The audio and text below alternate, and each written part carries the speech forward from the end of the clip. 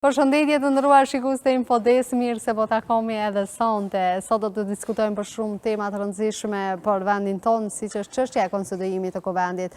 Pashtu do flasim edhe në lidhje me arrestimet e djeshme që ndodhen në Kaçanik, por patëm 7 arrestime. Pashtu do të flasim edhe për një protestë të cila është dëshiruar që të mbahet nga disa aktivistë atje në përkraje të luftës që po ndodhen në Palestinë. Por fillimisht do të ndjekim një blok të lajmeve. Për të kthyer në studio me panelin. Dhoma e tregtisë dhe industrisë Kosovë ka ngritur alarmin se bizneset e sektorit minerar janë afër falimentimit, shkak i bllokadave të krijuara me hyrje në fuqi të ligjit për pronën publike. Në një konferencë për media, ata bën thirrje për zhbllokim të situatës politike dhe hapa konkret në drejtim të përmirësimit të gjendjes. Drejtori i dhomës së tregtisë dhe industrisë Kosovë, Kushtrim Ahmeti, tha se ligji për pronën publike ka shkaktuar tegazhe jashtëzakonisht të mëdha, duke bllokuar funksionimin të shumë institucioneve. Ligji për pronën publike, i cili ka shkaktuar tegazhe jashtëzakonisht shumë të mëdha, ka bllokuar shumë institucione në funksionimin e tyre, meqense ky ligj pastaj ka shkel ligjet e tjera, ka bllokuar ligjet e tjera për të funksionuar dhe kjo ka shkaktuar një blokadë totale të një numër të madh të institucioneve në vendin tonë. Janë një numër i madh i kompanive në sektorin minerar dhe jo vetëm që cilat janë bllokuar në pamundësi për të kryer aktivitetin e tyre punues, shkaku i mos funksionimit në këtë rast të Komisionit të Pavarur të Minera dhe Mineraleve dhe Agjencisë së Pyjeve të Kosovës, të cilat janë bllokuar shkaku i futjes së ligjit për pronën publike në 2023, ndikon rreth fundit vitit 2023, dhe që nga ajo kohë deri më sot numri i këtyre bizneseve po vazhdon të rritet, sepse koha po vazhdon dhe nuk ka ndonjë lëvizje fare që të zhbllokohet kjo situatë deri më tani. Ahmeti tha se përkundër përpjekjes së dhomës nuk ka pasur ndonjë lëvizje adekuate në drejtim të përmirësimit të kësaj situate. Prandaj, përsëri kërkoi që sa më shpejt të ketë formim të institucioneve shtetërore. Nuk ka pasur një lëvizje adekuate që do të ndikonte në zhbllokimin e situatës. Ne kemi dhënë kontribut të madh në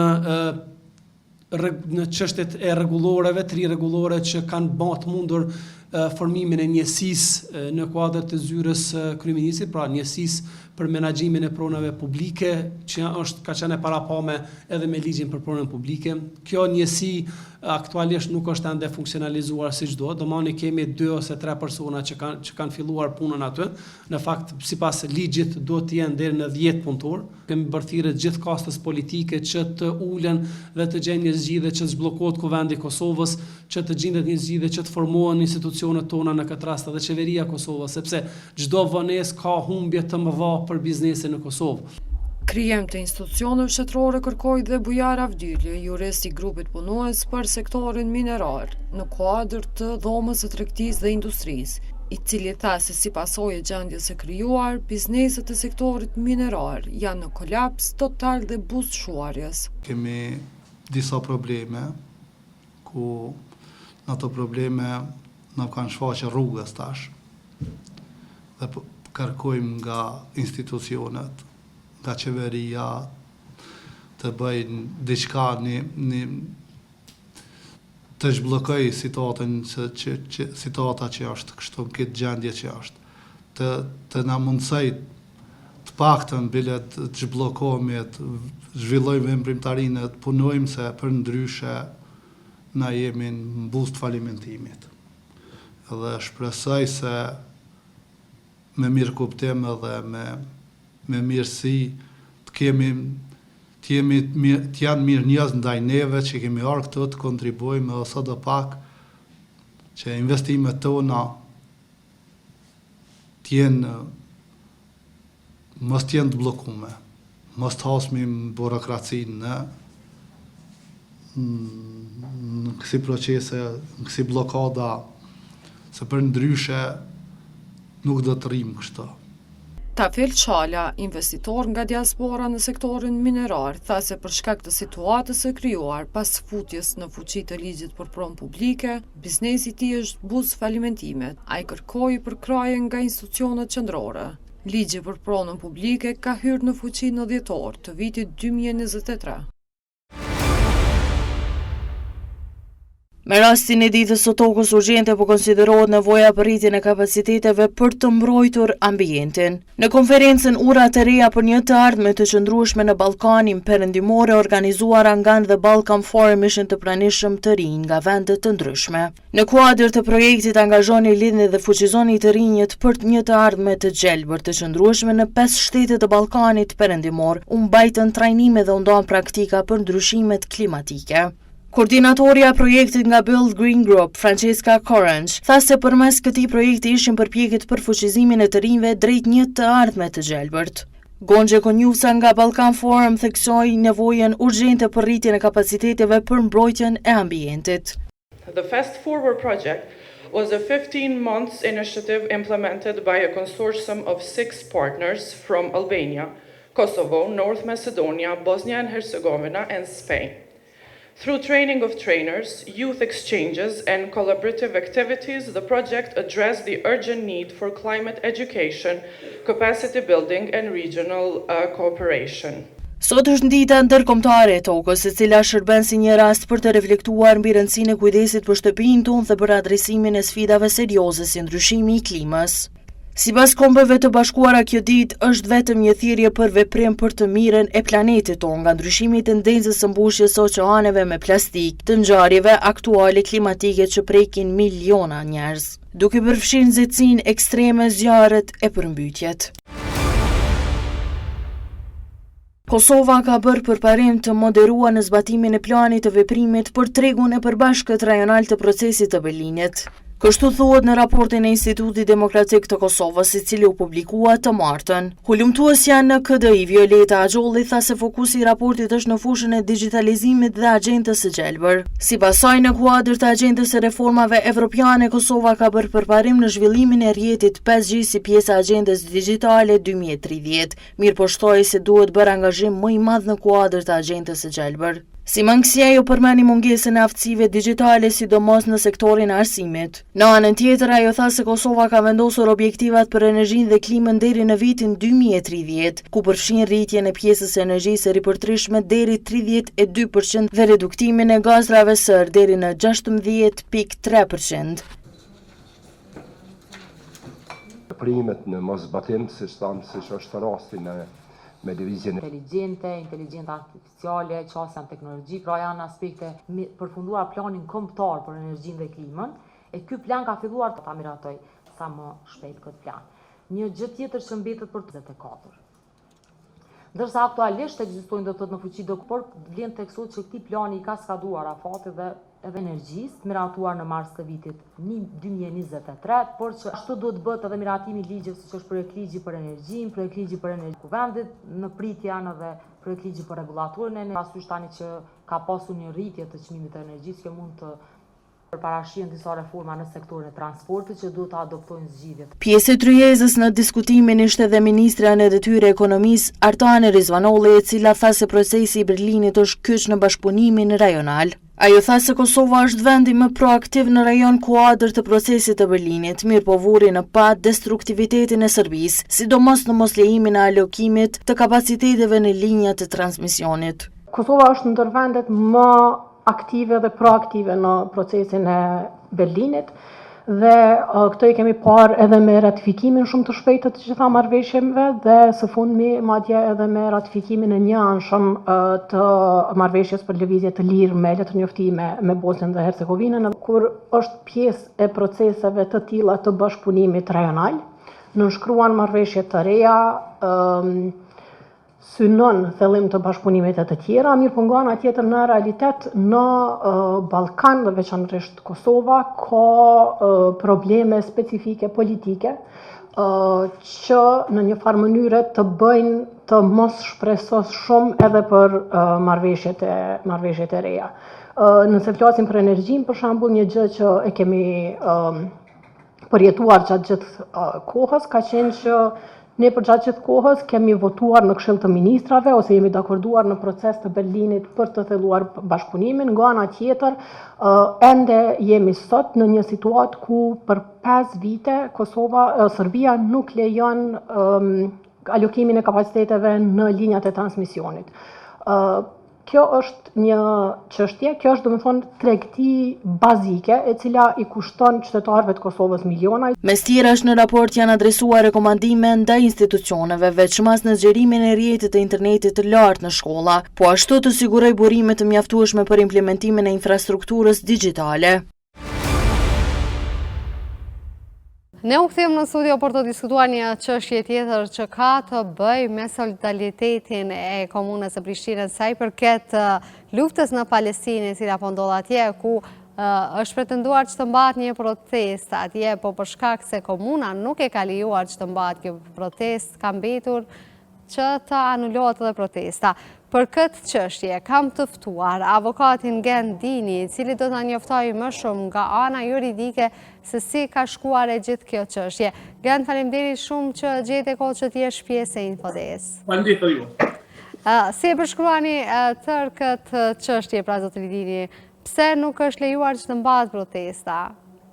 Po, parimisht organizatori i protestës këtu Albion Kryziu, si një qytetar i prezent dhe duke u solidarizuar me një humanizëm dhe me një drejt njerëzore me solidaritet me popullin palestinez, ai ka prirë një ide që të organizojë një marsh të tubimit publik paqësor dhe ashtu siç ka ndodhur në shumë vende të botës më saktë. Ashtu, kryesisht edhe vendet krishtere dhe katolike kanë organizuar dhe ka qenë më të solidarizuar dhe më të konsoliduar në kuptim të skenografisë dhe të përçimit mesazhit për ndërgjegjësimin se çka po bëhet me krimet njerëzore, ku apartheidi i regjimit izraelit domethënë dëbon një popull autokton dhe është një krim që bëhet ndaj popullatës civile, kryesisht të gra, fëmijë dhe plesë, sidomos fëmijë të mitur, moshës së re. Andaj kjo ide nuk ka ardhur si solidaritet edhe me vendet evropiane, edhe vendet që tani dihet se ka një kampanjë dhe është një gjykatë dërkombëtare drejtësisë ku krimi i kundërnjerëzimit ndaj kryeministit Netanyahu, do të thotë është një kryeminist që pritet të gjykohet dhe ka një çështje, një fletares që aty ku kapet, do të thotë do të gjykohet sepse është një gjykatë e OKB-s. Por në anën tjetër, duke ditur që ky i ka respektuar proceduar interne, në fakt komuna e Prizrenit ka marrë një vendim që nuk i takon komunës Prizrenit dhe këtë protestë e ka anuluar të themi dhe ka marrë një vendim për mos vënë të përçimit. A ka ndonë në arsye Gent për anulimin e kësaj proteste? Po, tani, ne kemi atë përçim, ai përçim është kundërligjor dhe është marrë nga një akter institucional që nuk i takon me mandat dhe me ligj që të merr këtë lloj vendimesh, se për ligjin për organizimin e tubimit publik i e merr policia.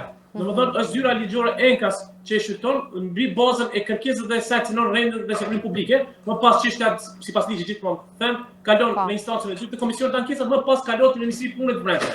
E tani ta merr drejtori i shërbimeve publike ta trajtojnë kokën e vet, duke shkelur ligjin dhe në arsyetim të këtij përçimi shkruan se qyteti i Prizrenit është qytet i vogël dhe ka densitet të qytetarëve është gjithë ta themi dhe dëmtohet monumentet historike. Pra, absurditet. Në ligj për organizimin e tubimit publik nuk i shet të sankcionuar definitivisht sepse është një qytet historik dhe ka monumente, ta ndalon një organizim paqësor, një organizim të drejtë. Protesta është thirrë në mënyrë paqësore, pra nga ana organizatorëve apo jo? Po, protesta është thirrë në mënyrë paqësore dhe ajo protestë ka respektuar procedurat se si duhet të kërkohet, ku duhet të drejtohet kërkesa, çka planifikojnë dhe çka përmbajtje do të ketë. Dhe është pritur që ta vendos komisioni përkatësi zyra e policisë dhe na jep një vendim dhe të kuptojmë në çfarë përmasësh mund të aprovohet apo të refuzohet. Por drejtori i shërbimeve publike s'di pse e ka bërë këtë dhe me këtë ka cenuar edhe të drejtën ligjore të qytetarëve që të organizojnë tubime publike, por edhe ka shkelur ligjet pozitive, duke kaluar edhe në vepra penale, gjë që tani edhe gjykata kushtetuese në procedimet e mëtejshme gjatë shtrirjes së mjeteve do të mendojnë ta çojnë çështjen edhe në gjykatë kushtetuese. Ndërkaq, zotëri Dini, ku janë hapat që juve keni ndërmarrë? Cilat janë hapat që deri më tani ka shkuar i gjithë ky proces? Po, vendimi përveç që është jo ligjor, domethënë është përpiluar në mënyrë jo profesionale, as më tepër pse është një vendim nga një akter që nuk i takon ta nxjerrë këtë vendim, në faqen në këtë vendim aty nuk shkon këshilla juridike të policës pa që ta drejtojë ankesën, sepse çdo qytetar i garantohet byshkashmëria, domethënë në instancë të lartë. Pra para mendon tani nuk e ke edhe ankesën se ku ta drejton. Por pavarësisht kësaj ne sigurisht do t'i drejtohemi zyrës përkatëse zyrës policisë, e zyra ligjore më pas do ta vendos, do ta trajtojë dhe të na jep një përgjigje. që organizatorët protestit i bëhet e mundshëm të organizojnë protestën dhe të heket një praktike keqe dhe përgjegjësit kush e ka shkel ligjit të bartë një përgjegjësi, qoftë civile, qoftë edhe penale. Avokat, a ka gatishmëri përsëri të aktivistëve të organizojnë protestën dhe të bëhet një kërkesë tjetër në mënyrë që të mbahet protesta? Po, ne tani prap do të këshyrim metodën dhe formën që të organizohet kjo protestë, do duke respektuar procedurën, por ne sigurisht po bëjmë thirrje dhe në një farë mënyrë po tregojmë shkile çka janë bërë. Atëherë, nëse bëhet thirrja dhe drejtohet në procedurë, sipas ligjit, do të thotë që duhet pritet një polici ta vendos këtë kërkesë.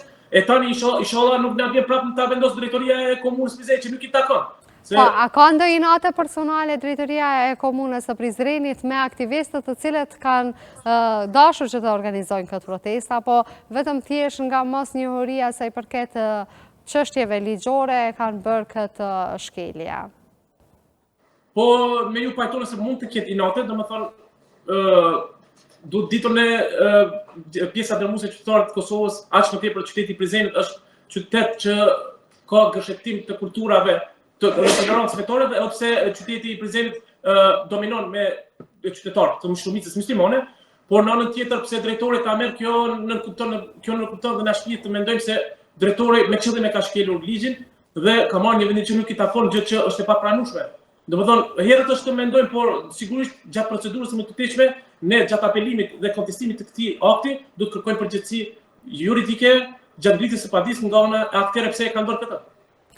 Zoti Gentit, falenderoj shumë që gjete kohë që ti jesh pjesë e Infodesat në shpalosh të shkëtoj informacionet që kanë të bëjnë në lidhje me protestën të cilën do duhet të organizohej në shenjë solidariteti me luftën që po bëhet atje. Faleminderit shumë. Të nderuar shikues, ne do të kthehemi në studio për të diskutuar për çështje tjera që kanë të bëjnë me arrestimet që ndodhen dje në Kaçanik.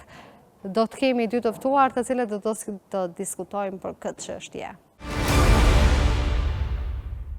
U kthejmë në studio për të diskutuar një çështje mjaft të rëndësishme për vendin tonë, si është çështja e sigurisë së vendit. Pam dje disa lajme që ndodhen për arrestime të 7 personave që ndodhen në Kaçanik për rastin e ish-shtetit të vranë. Për të diskutuar për këtë çështje, në krahun tim të majtë është Muhamet Muja, avokat dhe ish hetues në Policinë e Kosovës. Muhamet, faleminderit shumë që gjete kohë që ti vish në Infode. Dhe eksperti i sigurisë Kora Blakaj, faleminderit shumë që gjete kohë që ti jesh pjesë e Infodes. E kishim nisë me ju e zotri Muja, i keni pa lajmet për lidhje me arrestimet e djeshme. Si ju duken të gjithë mënyra e arrestimit dhe ka shkuar në pistet e duara hajtimet deri më tani, ndonë se shumë shpejt, si që jemi mësuar me rastet që të zhagiten jashtëzakonisht shumë, ky rast më duket se erdhi shumë shpejt në pistat e duara. Fillimisht përshëndetje për gjithë teleshikues të DTV-s. Ne, ashtu si që kemi potencuar, kemi ndërtu institucione fal ekspertëve, fal njerëzve cilët kanë qenë pjesë e venit, po edhe bashkësisë ndërkombëtare e cila ka kontribuar jashtëzakonisht shumë që të ndërtojë institucione kredibile dhe institucione të cilat kanë me vendosë rende dhe ligj në Republikën e Kosovës. Me arrestimin, me këtë operacion dëshmohet edhe njerë se policia e Kosovës është në nivelin e saj të duhur, fal ati profesionalizmi, fal asaj që thash është kontribu një kohë gjatë që të ndërtohen institucione kredibile, dhe gjithë ata që mendojnë se Kosova nuk ka institucione kredibile dhe të afta për të zgjedhë dhe raste të rënda gabon për këtë shkak se policia, prokuria dhe gjykatat janë në nivelin e duhur, e sidomos në rastet ku preken drejt për drejt institucionet. Është për keqardhje që është sulmu institucioni i policisë, është sulmu një institucion që ne ende nuk i kemi qarta se për çfarë motivesh, mirë po do dalin shumë shpejt edhe motivet, do dalin edhe shumë shpejt ato që janë pjesë e hetimeve, e sigurisht që do t'i shohim gjatë procedurave gjyqësore.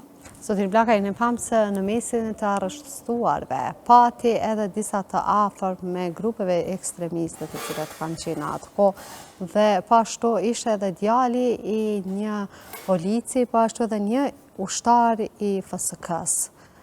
Sa dëmton kjo edhe me tutje imazhin e këtyre akterëve institucional si që është policia dhe forca sigurisë së vendit?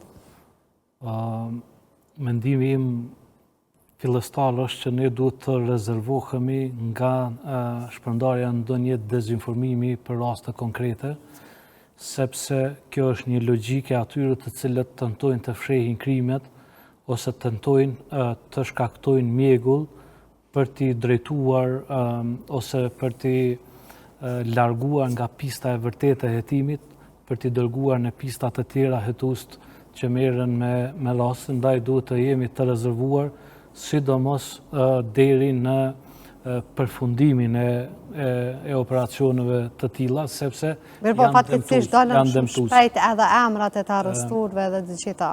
E para që duhet ta potencojmë këtu është që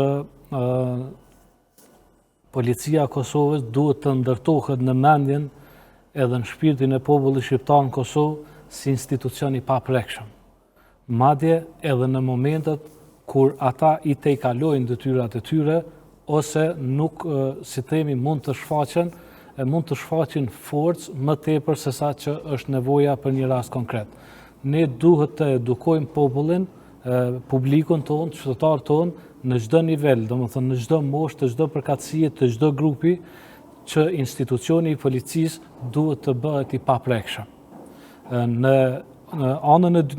rreshtin e dytë, ajo që duhet, që është shqetësuese, është përdorimi i një ideologjie në këtë rast fetare për t'i angarkuar domethënë kryesit të veprës si motiv kryesor për vrasjen e tillë.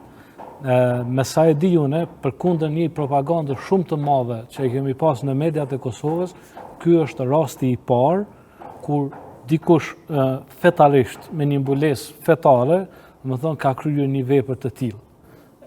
Është absolutisht e papranueshme, domethënë akti si akt është tepër i papranueshëm, nuk ka të drejtë asnjë lloj autoriteti, asnjë lloj ideologjie, asnjë lloj doktrine, asnjë lloj besimi, nuk ka të drejtë ta godas institucionin e policisë, po edhe policin, domethënë edhe policin, edhe në momentin kur ai nuk mbart një uniform, po nga kryesi i veprës ose nga grupi që tenton ta kryejë një vepër, dihet që ai është pjesëtar i organizatave të sigurisë, në këtë rast i policisë.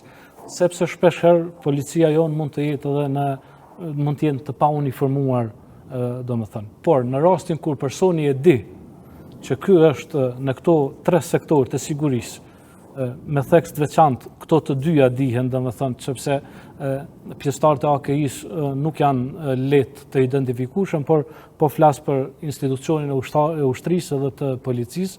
Në momentet kur kryhet një vepër e tillë është tepër e rëndë për komplet sistemin, për komplet vlerat që duhet përfaqësojmë, sepse nuk duhet asnjë formë të krijohet hapësirë dhe t'i mbushet mendja një kryesi potencial të dytë ose të tretë, që ne kemi të drejtë, domethënë mundemi ose qenka e lehtë ose ku e diunë për ta goditur ose për të bërë një akt të tillë ndaj këtij. Vlera e institucionit të policisë nuk bie nëse ne kemi një dëshmor të ri nga ana e policëve. Përkundrazi, këtu rritet vlera dhe këtu populli duhet ta shohë se me çfarë përballet policia jonë, duhet ta shohë, sepse kjo është shpërfaqje e asaj që policia jonë çdo ditë përballet me lloj ndryshme. Rreziqet që i kanosën policit tonë janë të përditshme. Nga ajo në komunikacion, domethënë ku qytetarët janë të padisciplinuar në respektimin e sinjalistika rrugore, domethënë sidomos me shpejtësi, kemi shumë herë raste kur rrezikohen drejt për drejt edhe policë në komunikacion, domethënë që tentojnë të kontrollojnë ose të bëjnë. E dyta, ata të cilët hetojnë, merren me hetime të raste konkrete, kemi pasur vrasje edhe më herët të policëve që kanë hetuar diçka. Ju kujtohet rasti i Sebahat Etolaj edhe para shumë vitesh, ka pasur një narrativ publike, domethënë që janë merr me një rast ose me disa raste të caktuar që kanë hetuar një pistë ose dy pista të caktuara. Pra, këto nuk e zbehin rolin e policisë, përkundrazi. Është përkeqardhje, do të them se ne kemi dëshmorë për policisë, por këto ja bëjnë më dije edhe një herë publikut që pa një institucion të tillë është totalisht e papranueshme shoqëria moderne. Më vjen shumë keq për familjen e policit, për kolegët e tij, për të gjithë institucionet e sigurisë, po edhe për qytetarët, sepse është një rast tepër, si themi, i rëndë. Për mua, personalisht, është më i rëndë si rast, sesa vrasja e herojit policit në veritë Kosovës, ku akter ka qenë një grup terrorist, do thotë që pritet prej tyre, ne e presim prej serbëve që të na vrasin policin, ushtarin ton, por është papranueshme dhe është më e rëndë kur polici jonë vritet nga qytetari jonë, ose edhe në raste edhe më të këqija mund të jetë nga një njëjti qytet, nga një njëjti fshat, ose mund të ketë edhe lidhje të tjera. Pra, për mua është totalisht e papranueshme dhe duhet ta luftojmë këtë fenomen me agresivitet të shtuar. Në kuptimin e shpjegimeve të duhura, por edhe vetëm të mbështetjes së institucionit policisë. Zotëri Muja, ne pam disa deklarata ku thuhet se ka të bëj pra me pjesëtarë të grupeve të terroriste në një mënyrë, themi që kanë organizuar sulme terroriste në vende të ndryshme të botës, ku ishte edhe një nga Kaçaniku, pra mos përmendim edhe emra. A mund të ketë kjo edhe të bëj me grupin terrorist ISIS-i? Me qenë se u tha shumë në media u parë edhe disa hoxhallar ku kishin organizuar tubime me këta të rinj të cilët janë pjesë e arrestimeve të djeshme. Ne shpesh tentojmë t'i gjejmë fajtorët e veprave penale, t'i gjejmë shkaktarët, atë burimin e krimit që nga vjen. Në këtë aspekt shteti ish dash të orientohet më së shumti. Për shkakun se deri tash ende nuk kemi diçka serioze që shteti ka ofruar, ose sidomos ana e politikës, që ka ofruar një politikë kriminale me bërë një parandalim ashtu si duhet të kriminalitetit në vend. Ashtu si që tha parafolsi, institucioni policisë konsideroj se është shkel nga gjitha institucionet tjera, për shkakun se mas shumti nuk trajtohet ashtu si duhet me dignitet. Qoftë edhe për vetë prokurorisë e për gjyqësisë, mos flasën për politikës. A i konvenon, apo nuk i konvenon që të kemi një polici të fort, një polici ashtu si duhet, edhe që është rregulluar me legjislacion, është çështje e diskutimeve, mirë po deri tash politika nuk ka treguar një respekt, po dhe institucionet e tjera nuk kanë treguar një gatishmëri që ne të kemi një polici me dignitet, një polici që paguhet dhe që i mbrohet jeta edhe fizike, po edhe jeta e tij me familjen e tij.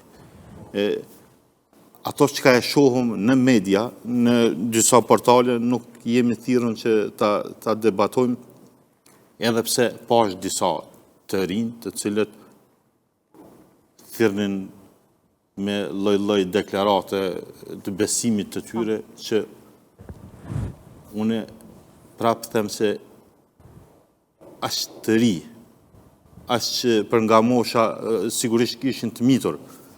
Sa që ata çka mund ata të thrasin njerëz, ose çka mund ata të tregojnë për një religjion të caktuar, kur nuk i kanë ndoshta të kryjnë edhe shkollat sa duhet. Ne si shoqëri, po dhe institucionet në përgjithësi, duhet që ta luftojmë ignorancën, ta luftojmë radikalizmin, gjitha grupeve, se s'kemi vetëm grupe atje që të religionit islam, po edhe të grupeve tjera, ta luftojmë ekstremizm, ta luftojmë këtë urrëtie që po krijohet në shoqëri, mes i del atje emri, i del pamja, i del fytyra e tij, pe krijojmë tani një zinxhir të urrëties, një zinxhir të problematikës në shoqëri. Po çka nëse ai deli pa fajshëm për shembull? Kjo është një pyetje, çka nëse vërtetohet gjatë procedurave gjyqësore se s'kemi të bëjmë asgjë me çështje të besimeve, po vrasja është kryer për një motiv krejt tjetër. Do t'i mbetet do t'i mbetet institucioneve, gjystësisë, edhe të hetusisë që ta zbuloj komplet rasin, mirë po është shqetësuese se si arrihet të krijohet bindja që të çojnë dorë në një polic, një zyrtar policor.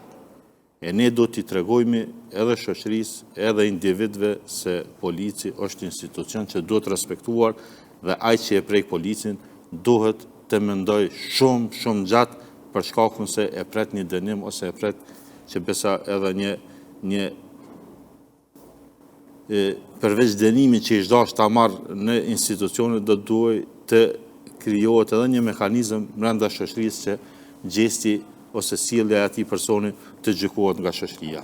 E jo ne të lejojmë individ që për një tiketë të sulmohet polici në rrugë e dim që një qytetar, na tash po shkojmë, pjeshohim perëndimin, një qytetar, qoftë atje, qoftë këtu, çfarë respekti kanë ndaj institucioneve të sigurisë vendeve, ta marrim shembull atje të Zvicrës ose të Gjermanisë ose kënej ka Serbia e Malezi e nuk e respekton ose nuk e përfill urdhnin e një zyrtari policor. Duhet të edukohet shoqëria në përgjithësi, prej vogëlisë, prej shkollave fillore e mëtutje që polici të shihet si një institucion serioz e që duhet respektuar. Policia e Kosovës tashmë vazhdon punën e saj. Një ndërhyrje. Para disa kohësh ka qenë shqetësuese një video në mediat sociale ku shihej një femër duke e goditur policin tonë me shpull në fytyrë dhe gjatë arrestimit të saj, domethënë ka qenë një forcë minimale, domethënë kapja e dorës së saj, që është një veprim operativ i domosdoshëm dhe lidhja me pranga dhe narracioni që tentonin të krijonin në rrjetet sociale, domethënë ishte që të goditej fytyrë, që të goditej dhuna që shfaq ka policia ose disa polic në rastin kur arrestohet një vajzë e cila në fakt e goditi policin me shuplak. Kam jetuar në Vjenë për 16 vite, kur nuk ke pasur as një mundësi të diskutimit me një polic, as për çështje të një tikete, të një telefoni në gjatë vozitjes, më thonë, komunikimi yt me të ose duhet të ishte minimal normal, ose pasonte në çdo fjali që ti mund t'i thuash policit, vetëm pasojnë komplikacione më të mëdha edhe konsekuenca më të mëdha. Pavarësisht që është një polici tepër profesionale, policia e Austrisë, por nuk lejon në asnjë mënyrë të shkelet dinjiteti, uniforma e tij edhe urdhrat të cilët ai i jep ose i zbaton. Këto dështë ata ngrija si shqetësim sepse nuk ka shumë kohë që ka qarkulluar kjo video dhe unë e pata bërë një postim kundër kësaj sepse mediat sociale sot shihen edhe si një mjet për të krijuar narrativa të posaçme. Do thonë, në qoftë se njerëzit duan ta portretizojnë policinë tonë si polici të dhënshme që i shkel liritë dhe të drejtat e njerëzit e të tjera, kjo duhet të luftohet dhe duhet të stopohet në shpejtësi të madhe. Kosova nuk e ka luksin e saj që të ketë një polici jo funksionale me një autoritet në përkembër. Është e kundërta. Mua më vjen keq se e gjithë problematika që na shfaqet drejt policisë është demokracia e keqkuptuar e popullit tonë. Në vendet demokratike, institucioni i policisë është institucion i cili është institucion mbi të cilin në fakt ndërtohet demokracia. Është institucioni që i shpjegon të tjerëve me veprime konkrete deri ku është niveli i lirisë së tyre. Prandaj, unë mendoj që kryesorët për nivelin të cilin ne do dënim ta kishte policia e Kosovës është elita politike. Janë njerëzit jo adekuat që kanë udhëhequr me sektorin e Ministrisë së Punëve të Brendshme në vazhdimsi.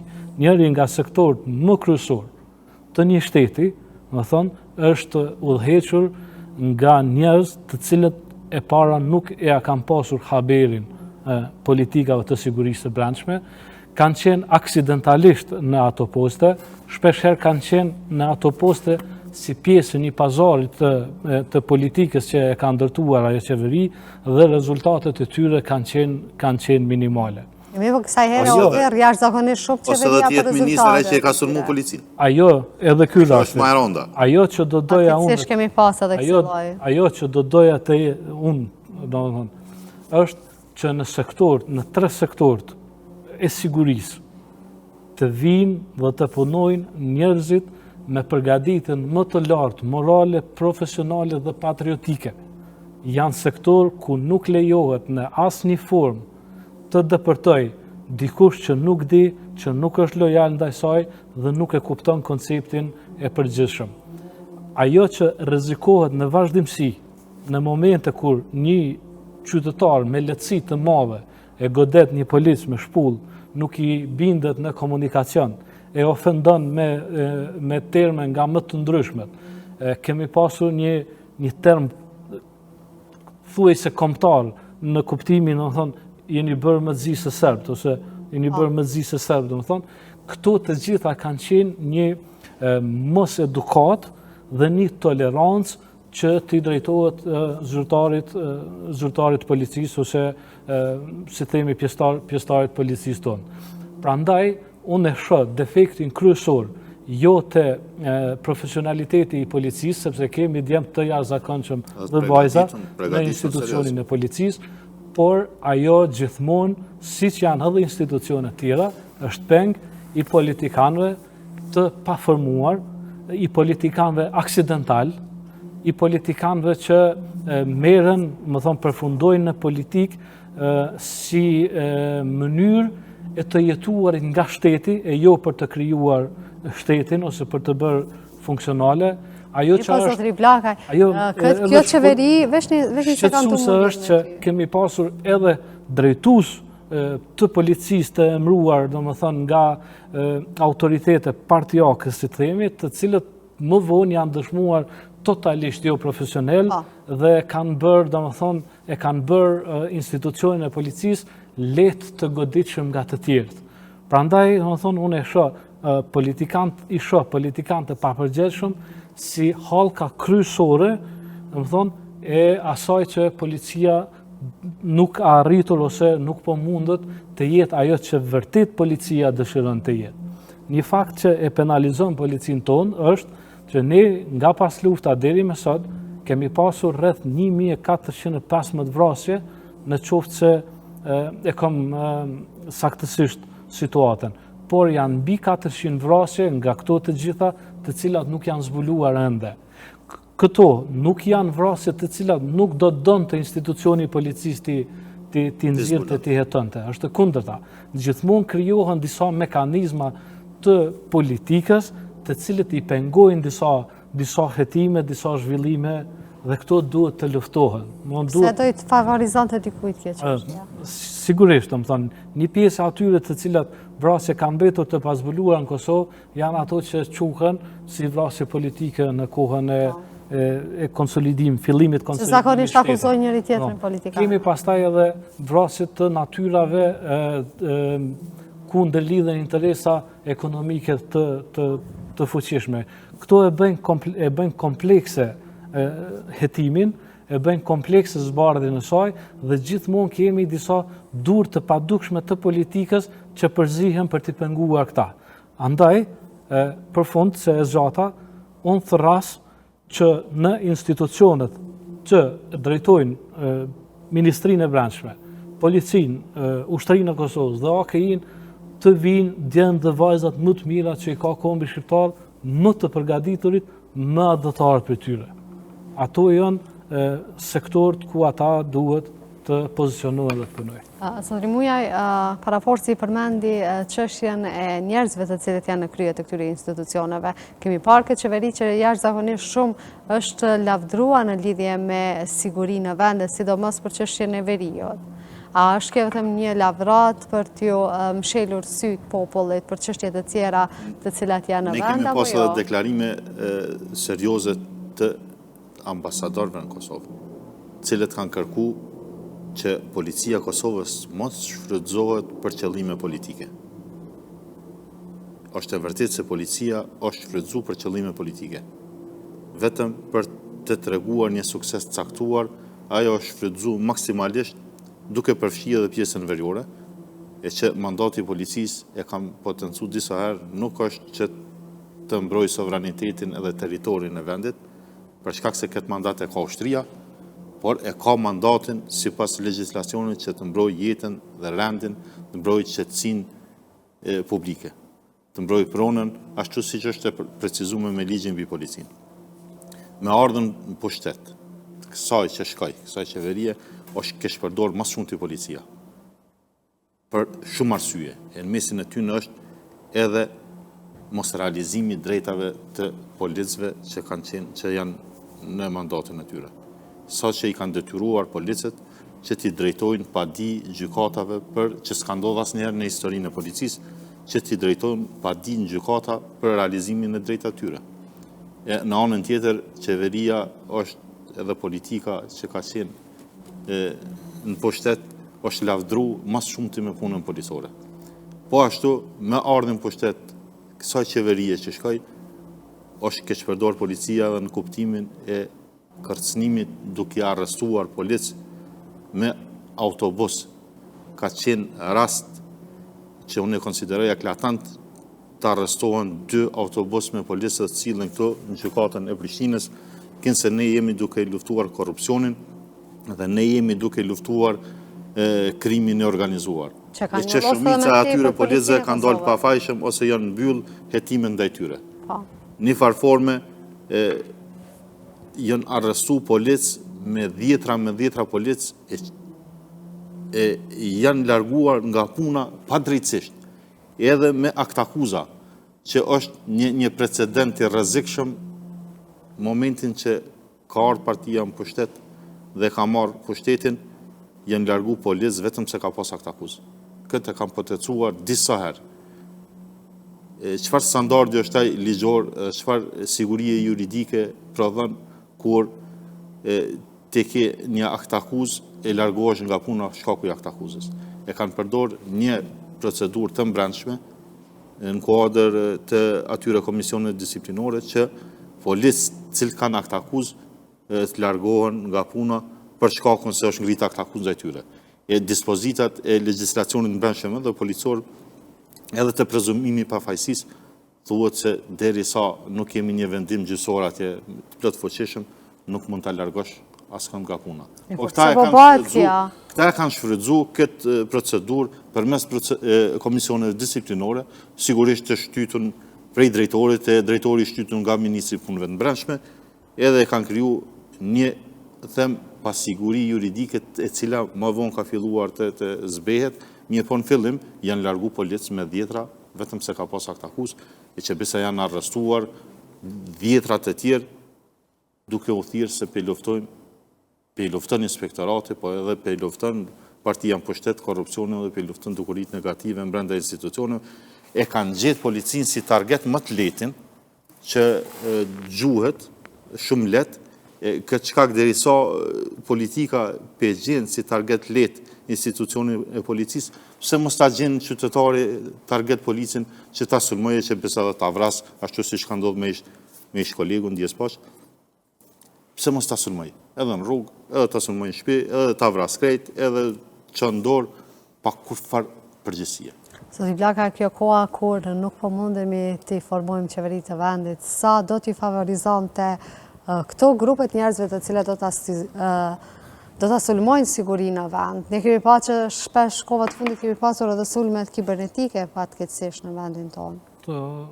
Në këtë kohë, Kosova përballet me një luftë hibride edhe me një luftë psikologjike të rënduar, me sulme nga më të ndryshmet, qoftë përmes krijimit narrativa të pavërteta, përmes dezinformimit, përmes propagandës dhe forma tjera, domethënë të ndikimit, por një nga format e ndikimit ose format e luftës që i bëhet Kosovës është duke ia shfrytzuar asaj sistemin tepër jo funksional dhe tepër të kalbur politik edhe të brendshëm funksional. Sistemi politik dhe i brendshëm funksional për mendimin tim është sistem i cili nuk i garanton Kosovës zhvillim edhe ngritje në atë nivel që do duhet ta kishte.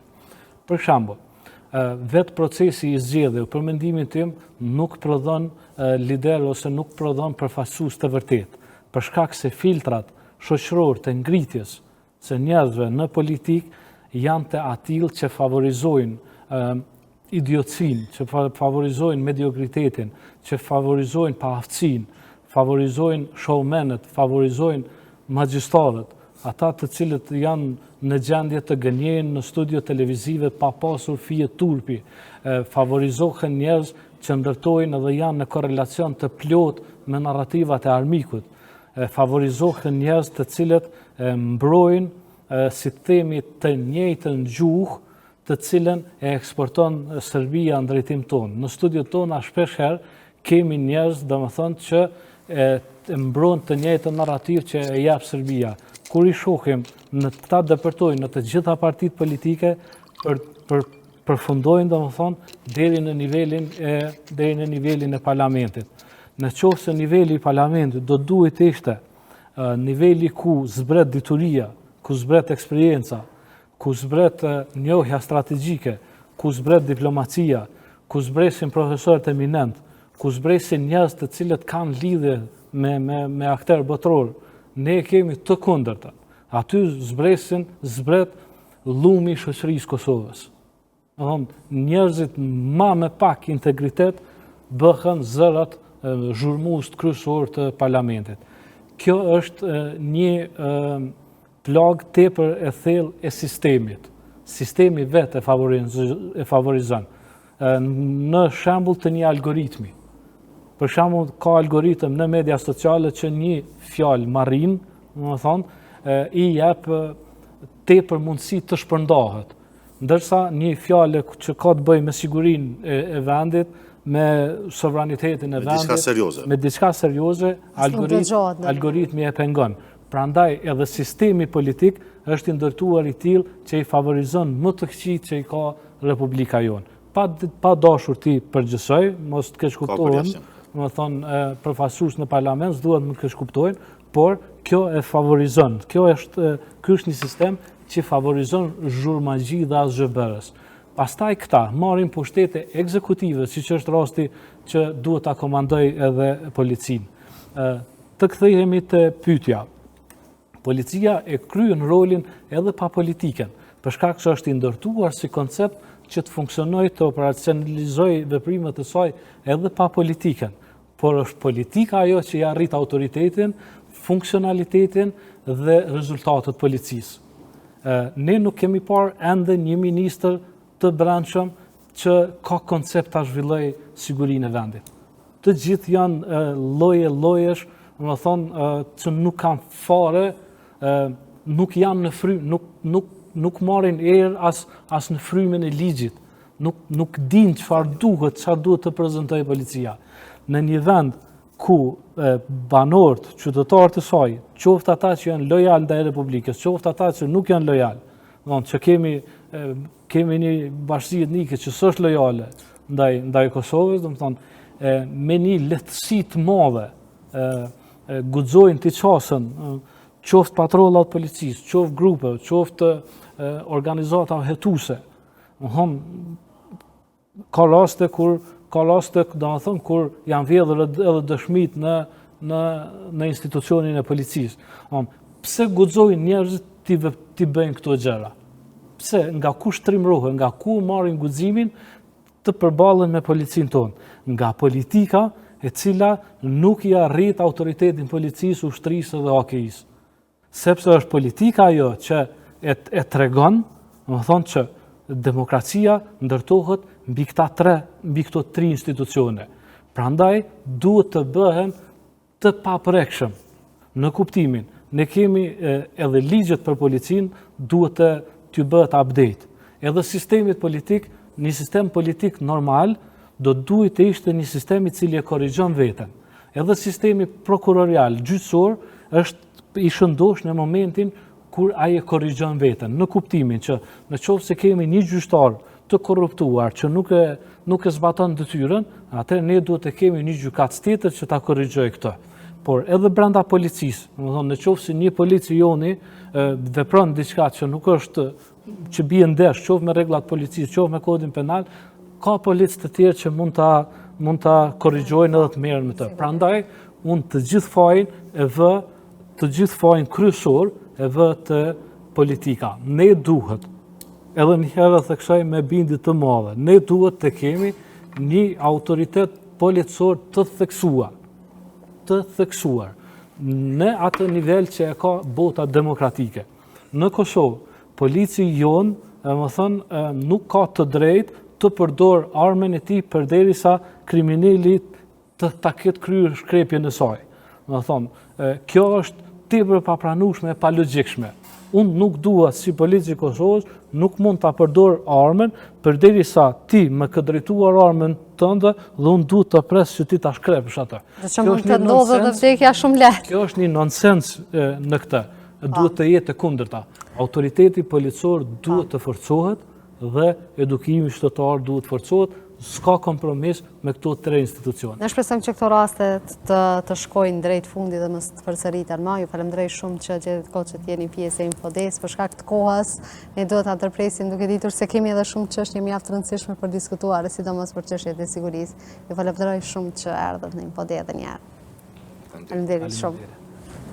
E ne do kthehemi në studio për të diskutuar për çështjet që kanë të bëjnë me kuvendin. U kthyem në studio për të diskutuar një çështje jo më pak të rëndësishme siç është çështja e kuvendit të Kosovës. Me mua në studio është Kumbim Misimi, i cili do të na flasë në lidhje me këtë çështje. Faleminderit shumë profesor që gjete kohë që të jesh pjesë e Infodes. Përshëndetje. Për emisionin. Faleminderit shumë. I nderuar kemi pa të gjitha ngjarjet që kanë karakterizuar vendin këto ditë. Si po duket e gjithë kjo mbarvajtje e politikës që prej zgjedhjeve e deri më tani, shpalljes së rezultateve dhe zhagitjet të cilat po bëhen sa i përket konstituimit të kuvendit? Unë e shoh nga aspekti ekonomik, se nga aspekti politik po vret shifën këto gjëra, edhe nuk do hinë kompetencë të analistëve politik të përditshëm që po janë për studio televizive, mirë po nga aspekti ekonomik. Ne ashtu kështu jemi ndër vendet më të varfër në Ballkanin Perëndimor dhe ne kemi për neve është koha e domosdoshme dhe e nevojshme të ecmi me hapa shumë të shpejt rreth trendeve të globale të cilat po ndodhen në botë. Sidomos rasti konkreti i zgjedhjes së presidentit Trump. Kështu që mendoj që zhagitja procedurale e tyne është me qëllime, për qëllimet të tyne, të grupit të caktuar të partive politike, duke fajsu dhe shfajsu njëna tjetrën që jo ne jemi ma kombëtar, ju si ne ma kombëtar, jo po ju po bashkëpunoni, po ne jemi rusë përbashkët e kanë interesin e tyre personal dhe grupor, po nuk e kanë interesin e qytetarëve. Shembull konkret e kemi rastin e fundit kur asnjë prej deputetëve në protesta nuk merr pjesë dhe nuk i thret qytetarët për protesta, nuk e mbrojnë interesin e qytetarëve, ata thjesht e mbrojnë interesin personal të vetin dhe shikojnë interesin e dytë të grupit të ndëgjueshëm që i ndëgjojnë dhe punojnë për ta.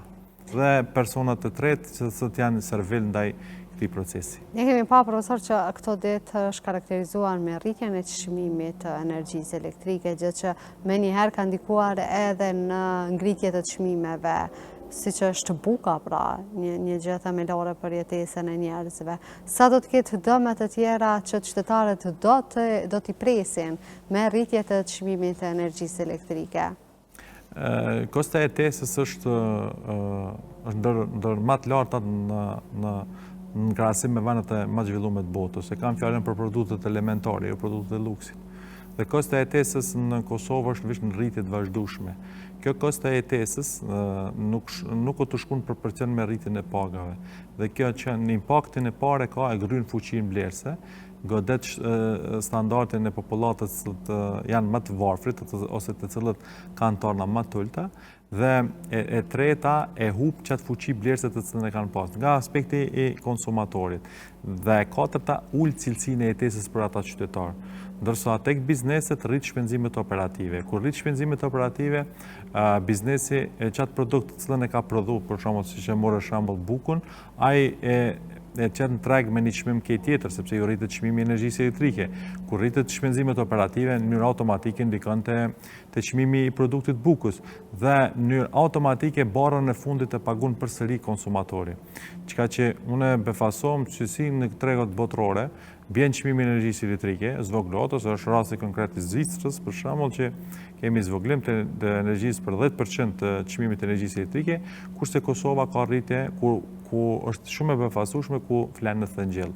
Do të thonë edhe nuk kemi ndonjë analizë të mirëfill të institucioneve kompetente ose ZRE-s, të cilët pse është konkretisht pse po rritet çmimi i energjisë elektrike. Do të thonë unë jam qytetar i këtij vendi, nuk e di. Nëse e pyet Keskën, thot kemi shpenzime operative. Nëse e pyet ZRE-n, thot ka në tregjet botërore ka rritje të çmimit sepse po importojmë më shumë energji elektrike. Shtot një pyetje pse po importojmë, pse subvencionoj që qeveria dhe dje unë burke me subvencionimin e klimave edhe për me kursy energji elektrike. Sot po thot që jo, nuk kemi kërkesë më të madhe sa që kemi ofertë. Dhe funit ne kemi pas një marrëveshje me Shqipërinë, pse çka është bë me atë marrëveshje. Do të thonë thjesht nuk janë transparent. Mungesa e transparencës dhe llogaridhënies është pjesë e korrupsionit. Kështu që unë mendoj që edhe në raportet ndërkombëtare, edhe më herët nuk përfaqësoj veç qeverinë aktuale ose politikat qeverisë aktuale të zotit Kurti, po edhe gjitha qeveritë, gjitha raportet ndërkombëtare është shuj që investimet të mëdha që janë bërë në temët centrale ose në KEK, do të thonë janë një grup i njerëzve të cilët kanë përfituar në korrez të punëtorëve të cilët kanë qenë aty. Zotëri Mesini, ju përmendet transparencën, ne kemi pa edhe këmbguljen e ZRE-s që të mos lejohen që mediat të xhirojnë mbledhjet e tyre të cilat ishin thirrë fillimisht për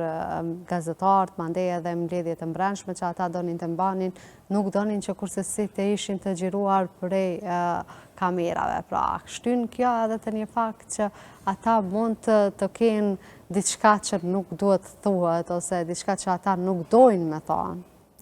Shqyqa, për mua patriotët më të majtë së shoqëria aktualisht që mbrojnë interesin e qytetarëve janë gazetarët. Janë gazetarë të cilët janë të mbrojtë interesin e qytetarëve. Me vetë faktin që i gazetarët u ballafaqeshin drejt për drejt me bordën e ZRE-s edhe lypshin llogaridhënie, për mua patriotët më të majtë së shoqërie. Duke përfshi edhe këtë punën e pasigurisë, ofendimeve, nënçmimeve të cilët ja bojnë institucionet në vend që të kishte qenë e kundërta, dosh me qenë e kundërta, dosh me pas shumë deputet aty me lyp llogaridhënie nga ZRE-ja, sepse ZRE-ja përzgjedhet nga deputetet e Kuvendit Kosovës. Mirë po, do të thënë, ZRE-ja do të më mbrojt më shumë qytetarin, sepse zgjedhet për parlamentit. Parlamenti është zëri qytetarit. Dhe tash, në këtë koordinim, do të më mbrojt interesin, unë e kuptoj shpenzimet operative, do të më konë pak ma transparente pse janë ato shpenzime operative, cilët faktor kanë ndiku. Baharat kanë thonë që kanë ndiku paga minimale, rritja pagës minimale, mi po dush me treguaj, saksisht se çka shka ndodhët atë. Para. Dhe e dyta, do të thonë, raportimi i parë të cilën e ka raportu ZRE-ja, që ne kemi kërkes nga kompanit për me rritë energjinë, çmimin e energjisë elektrike, për mu ka qenë një absurd. Mirë po, unë nuk e fajsoj ZRE-n, do të thonë si emrus përbashkët. Emrusi përbashkët është leadershipi kosovar. Kush është leadershipi? Leadershipi është qeveria e Kosovës aktualisht. Kush e udhëheq qatë qeveri? Sepse propozimi në Parlamentin e Kosovës vjen nga qeveria për antar të bordit të ZRE-s. Dhe në të bord të ZRE-s e ka zgjedhë qeveria, duke përfshirë dhe parlamentin, votuesit e parlamentit. Dhe tash, vetë personat të cilët e kanë zgjedhë nuk i lypin llogaridhënie, ai qytetari nuk e njeh. Mirë po, në mënyrë indirekte, qytetari është epiqendra kryesore të cilët duhet më raportu ZRE-ja.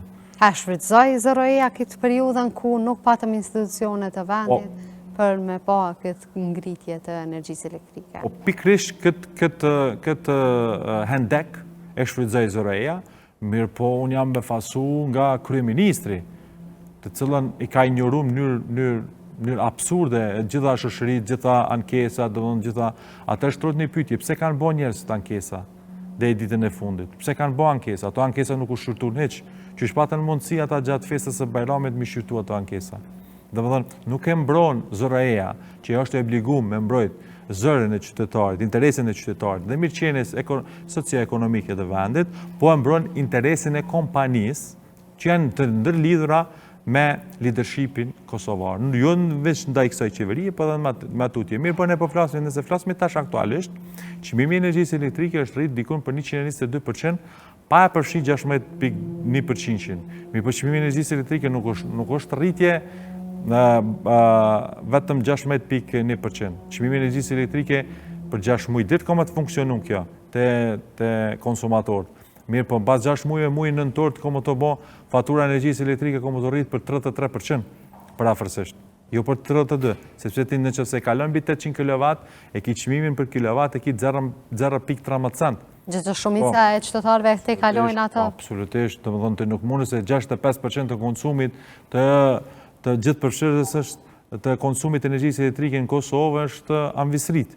Dhe tash, shkojmë të në qofë se kemi një familje me 2-3 antarë, për në qofë se keni një familje me 4-5 antarë, ose bizneset të cilat funksionojnë gjithaj, shumë krejt me rrymë, nuk ka mundësia me pas me 16% në 800 kW, dhe e ka me shpenzu në mbi 800 kW. Kur shpenzojmë mbi 800 kW, është prafërsisht çmimi i energjisë elektrike shkon në rritje prej 32 deri në 33%. Profesor, këto paga që neve i kemi në Kosovë, pra, si që është paga minimale, 350 euro. Nëse rrymë aty, deri tash të ka arë 100 euro, ty gjithsesi në dimrin e ardhshëm do të vjen dikun gati rreth 200 euro ndoshta.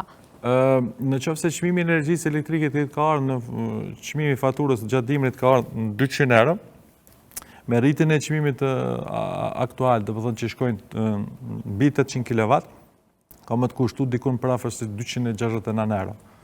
Do të thonë prafërsisht 269 euro. Tash plus minus se sa mund me shpenzu varësisht për konsumit të energjisë elektrike. Pagat janë, edhe nëse shkojmë me rritjet të pagave, përsëri inflacioni të ecë me shpejtësi shumë të lartë, krahasim në proporcion me pagat të cilat i ofrojmë. Mundësit për me ofru pagat më të qëndrueshme dhe më në proporcion me inflacionin është e pamundër në Kosovë. Për arsye se e para nuk kemi ndonjë strategji të mirëfillt, kjo ne jemi importues, nuk kemi prodhues, dhe e treta kemi shumë faktorë të cilët ndikojnë edhe të brendshëm edhe të jashtëm të cilët nuk mundna me realizuar të tillë. Mirë, po përgjithësi i takon leadershipit, jo veç leadershipit aktual të qeverisë aktuale që është të menaxhu shtetin, po i takon edhe partive tjera opozitare. Ofertën të së e patën ofru këta partitë opozitare.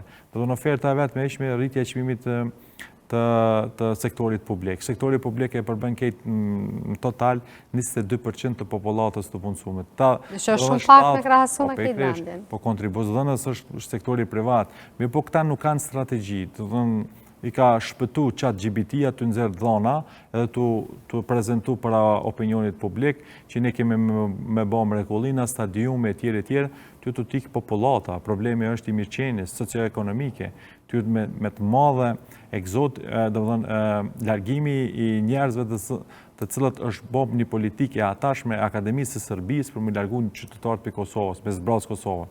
Dhe tash e arretën atë qëllim, ku janë përgjithës politikë bërësit. Politikë bërësit njerës kur nuk kanë perspektivë, ata e kanë një zgjidhje tjetër. E vetëmja mënyrë është largimi nga i vend, sepse si ofron perspektivë. Mos ta shikojmë në Prishtinën si krye qendër, si krye qytet, një dy qytete tjera të cilët janë përreth Prishtinës, apo edhe në distancë deri 30 km. Shikoj fshatrat, shikoj qytetzat. Qytetet shumë shpejt kanë më bë fshatra. Qytetet e Kosovës shumë shpejt kanë më bë fshatra. Po fshatrat kanë më, që shembull konkret. E ki në fshatin Kabash, në vitin që është ndër fshatrat më të mëdha në komunën e Vitis, në vitin 2008 kanë qenë 690 nxënës. Sot aktualisht që po flasim janë 210 nxënës. Që shembull konkret. E para, e dyta, do të thonë, e keni një shembull tjetër nga Komisioni i Raportet Evropian, do të thonë në vitin vetëm 2024 rritja për emigrim është rrit për 108, rritja për kërkesa për azel është rrit për 108%. Do të diagrami prej 2020-s drejt ka shkuar në mënyrë lineare të shkuar në rritje e sipër. E para dhe e dyta, e kemi për shembull në fshatin Pozhoran, përsëri në komunën e Vitis, 2015 kemi pas 1180 familje. Familje të jetu atë. Sot aktualisht i ki 480 familje. Dhe dalim goxha. Shumë i madhë, dhe më në 10 viteve. Dhe mujnë me levizë, dikush mund me thonë, po ka levizje dhe të brendshme, po është e vërtet, se fokusi është ma shumë Prishtinë, po është një përqindje e vogël. Përqindja ma madhe është ka largohet, sepse ka munges perspektive.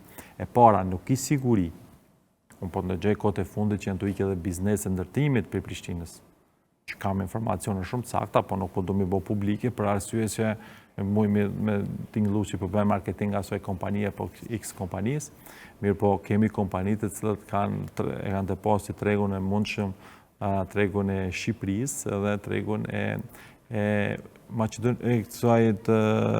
Molit Zi. Këtë kjo që njëve nuk ofrojmë kushte, pra? O, pikrisht, po ndëgja, Kosova, unë të tham të drejtën, të shakon, unë nuk di që shkan ftyrë politik bërësit me dalë me kërku vota. Unë befasom se e keqe e këti veni, se Kosova, su këtë kishë dit me shfrydzu dhe din me shfrydzu sot aktualisht diaspora, që është zemra e Kosovës, Kosova mërë na 5 vite i shkon në ndër venat ma zhvillume në Ballkanin Perëndimor. Vish për 5 vite, vish të kishë dit të kishë shfrydzu që të financa të diasporës. Kosova kishë nëshu qasin krejt. E imagina, 2020-2024, ne kemi rrit importin për 94%. Për çfarë politikat mirat, mirë filta po flasmin në këto. Po, politikat ma të mirat, mirë filta, për venin, Kosovën janë, për politikë bërësit. Pse politikë bërësit? Sepse janë shumë pasur në korrez të popullit. Korrez të poplin e varfran, vetë bonë pasur. Sa vinë në pushtet me një disa shtëpia modeste, ta shumë kanë të absolutisht, po s'mon është me arë një minister i cili thëtë unë nuk di se e kom ble metrën katror të banesës. Falë që shmonësh, ose tjetra, e ka pagën dikun për afërsisht silët 1.400 euro, thëtë mërna 2 viti i ka ble 2 banesa. Ka i ka mora të pare. Të dhënë, kjo është dhe tjetra, shëqa në një shëshri, për shamo të ki venet e cilët nuk kanë pasuri në toksore, ose nën toksore, mbi toksore, dhe më thonë, e shfrydzojnë mekanizmë, Japoninë, për shumë, e shfrydzojnë resursin njeri për me bova, shrekosh që dhe Japonia. Ne kemi resurset jashtëzakonshme, duke fillu prej thëngjillet e tyre, tokë bujqësore të jashtëzakonshme, ne jemi veni varfër, sepse momentin që politikanë bënë të pasur, do të thënë, ata bënë në korrez të popullatës, populata varfrohet. Ne kemi raste empirike që shtetet të cilat kanë varfri të madhe, kanë politikan të pasur. Po kemi raste kur kemi politikan që kanë standart të njëjtë me qytetarët, po veni është shumë i zhvillum. E vërtet. Isha kthyer vetëm edhe për fund tek një çështje që ka të bëjë me prodhimet vendore, profesor. Ne kemi pa që me rritjen e kostos së energjisë elektrike, mund të kemi edhe rritje të çmimit të prodhimeve vendore në vend. Pra që do t'jetë favorizuese për prodhimet të cilat na vinë në Kosovë, siç është edhe nga Serbia, edhe nga Shqipëria, edhe nga të gjithë vendet. Do të thotë kjo që do të hasim edhe në mbyllje të këto pak prodhimeve vendore që kemi në vend, për shkak se nuk mundën mi u bë ballë çmimeve të ulta që kanë, për shembull çumshti që vjen nga një vend tjetër, krahas çumshteve që prodhohen në Kosovë. Shëqa, mas shumë të goditën e thash konsumatorët, se në fundi faturën e pagun konsumatori, mirë po edhe këta do është me bo një selektim, sepse kompanit produse ne do të mi ofru, ju mi largu. Dhe deri sa thojmë që ne kompanit produse do nga mi stimulim me rritin e çmimit të energjisë elektrike, ato nuk bon konkurent treg. Sepse kanë favorizime shumë atë mira në përvenet të Ballkanit Perëndimor, ku janë ato kompani, apo nëse janë në venet të Bashkimit Evropian. Dhe këtu do është institucionet, sidomos ZRE-ja, të ketë një politik shumë të favorshme, që të kompanit produse mos implementohet një gjë e tillë heq fare.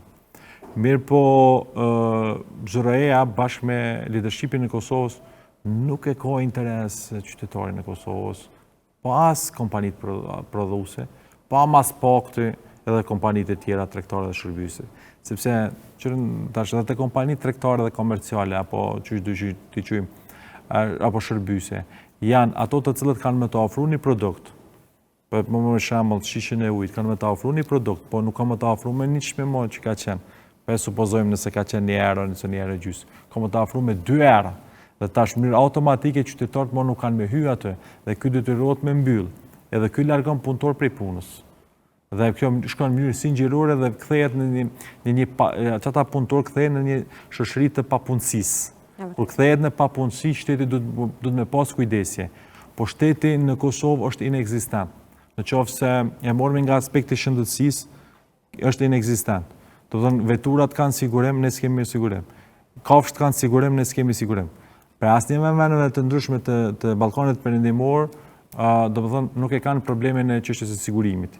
E vetëm Kosova ka problemin e çështjes së sigurisë. E kam banale tashmë për vitet ku jetojmë. Po është ndëgjam, të më thonë është e çmendur vetura jam me pas sigurim, unë mos me pas sigurim. Do thonë tash shumica e njerëzve nuk janë të ikë më për shkak problemet të vigjetis në vendit punës. Deri në 2018-19 kanë largu njerëz sepse kanë qenë shumë probleme me gjetë në vend të punës. Edhe pagat kanë qenë jo dinjitetshme. Sot nuk është problemi i tillë, problemi sot është i sigurisë, së pari, i sigurisë shëndetësore, së dyti kujdesit shëndetësor, se çfarë suporti jep shteti për një sigurim të tillë. Edhe ti tash dush me lut çdo herë mëngjes vetë Zotin që inshallah më nuk ndodh në aspektin shëndetësor diçka sepse mbana, nëse kum pas rrokun ka gjë të mirë, do të më thon, edhe unë jam Kosovë që ndihmon në popullatse, nuk e ka për detyrë popullata ose këngëtarët me mbledh parë për një të smut. Po e ka përgjegjësi institucioni shtetëror. Unë e kuptoj institucionin shtetëror kur ka qenë më herët, kur ka pas një periudhë caktuar kohore s'ka pas buxhet, po mirë kur po kanë buxhet këta me bë lukset veta, e me shtru rrugë për mi rrugë të cilat jo cilësore, ma rëndësishme është sigurimi shëndetësor i një qytetari, sepse qytetari nuk mund me këthy, rrugë t'i ban kur dush i ban rrugë, po edhe rrugë së t'i bo, po edhe nëse supozojmë që edhe rrugë po dhena me investu, kualiteti jetës matët në aspektin e numrit popullatës e sa i ki me shtretër në spitale, matët me kualitetin e jetës grave, nanave të Kosovës, nuk matët me kualitetin. Imaginat e shembol një kostë, në garitit kostës për baj. Në qofë se ti e ki një fmi, minimumi shkon 150 euro me dërgu në qerdhe, e para. Minimumi, për thamë, 150 euro. Në qofë se fatura energjisë elektrike të vjen për afërsisht 200 euro, 350 euro. Jeni dy qifta që punon, për shembull llogarit rruga në mesatare ka 550, do të thonë 1000 euro neto ose 1100 euro, do të thonë ty 30%, 40% të pagës dikun prafërsisht 35 deri në 40% të pagës shkon ty për energji elektrike, veç për energji elektrike dhe për qerdhe, për kopsht. Çka me ty me konsumu për ushqim? Qa me të me ty për obligimet e tjera, interneti ato tjera. Pikrish për këtë arsye për thamë që diaspora o zamra këti veni. Sepse diaspora në mënyrë të vazhdueshme po investon, po stimulon, po në ashtyn që për me jetu në këtë vend. Se po ndryshe, ju konë shumë problem për me jetu. A mundën me thonë qeveria që në s'kam program të skemave sociale? Po, ne jemi dakord për një gjë të tillë, po të paktën të shpresojmë, ta shohim vendin që të shku në drejtim të dur, po jo në një drejtim që mu më thuti, thot që ministri Adel thot veç 2 muaj ditë kena dimërna. Pse s'na keni rrit çmimin e energjisë elektrike veç për çdo 2 muaj, pra. E në të laleni për 10 muaj të tjera për me çmimin e energjisë elektrike. Sepse kjo ka me pas efekt shumë më të madh. Ngritja e kostit të jetës, inekzistentja e shtetit ka më shty njerëz për mu largu prej këtij vendi. E vërtet, profesor, falenderoj shumë që gjete kohë që të vish në Infode dhe na flasësh për gjitha këto temat që janë mjaft të rëndësishme për jetesën në Kosovë. Faleminderit edhe nga ju. E ne do të kthehemi të nderuar shikues për të diskutuar për çështjen se a do të kemi nesër një kuvend të formuar dhe një qeveri si duhet. U kthem në studio për të diskutuar për çështje politike në vend. Pritet që nesër të mbahet seanca radhës ku ndoshta do të kemi një kryetar të ri të Kuvendit të Kosovës për të diskutuar për të gjitha këto çështje. Me mua në studio është profesor Ramadan Beqiri. Profesor, faleminderit shumë që gjete kohë që të jesh pjesë e Infodes. Faleminderit edhe nga ju dhe me kënaqësi do të mundohemi të përgjigjem pyetjeve të juaja të cilat janë sigurisht të rëndësishme. Faleminderit shumë profesor. Ne kemi pas disa dështime për sa i përket Kuvendit, konstituimit të Kuvendit të Kosovës. Çka pritni nga nesër? A do të kemi të reja apo do të vazhdohet me këto pauza përsëri? Po, si duket kjo çështje paksa do të zgjatet derisa të kemi një dakordancë ose derisa deputetët ta kuptojnë të gjithë atë obligime të tyre që e kanë.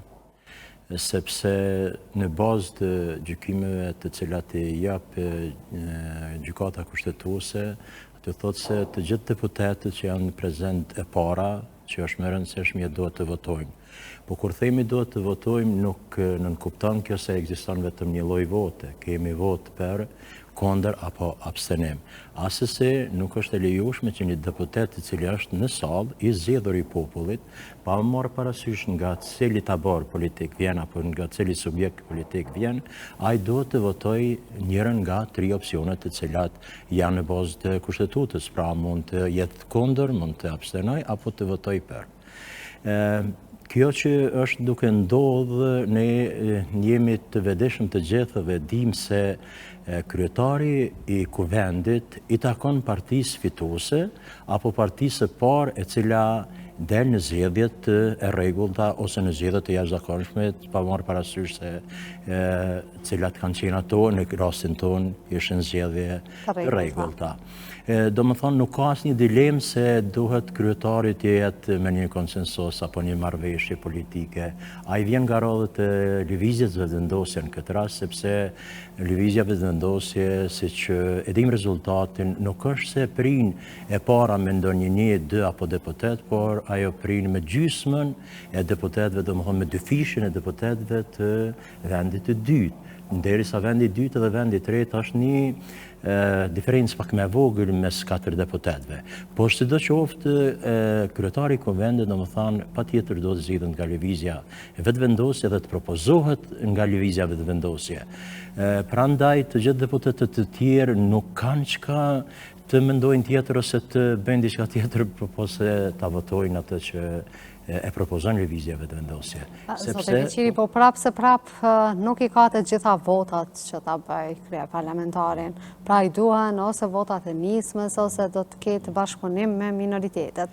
U flet bashkëpunimi me nismën, mandej u tha se për kryetar të kuvendit do të propozohet edhe zotëri Fatmiri. Pra a është kjo arsyeja se pse pati një mos përputhje të mes vetëvendosjes edhe nismës kryetari i kuvendit?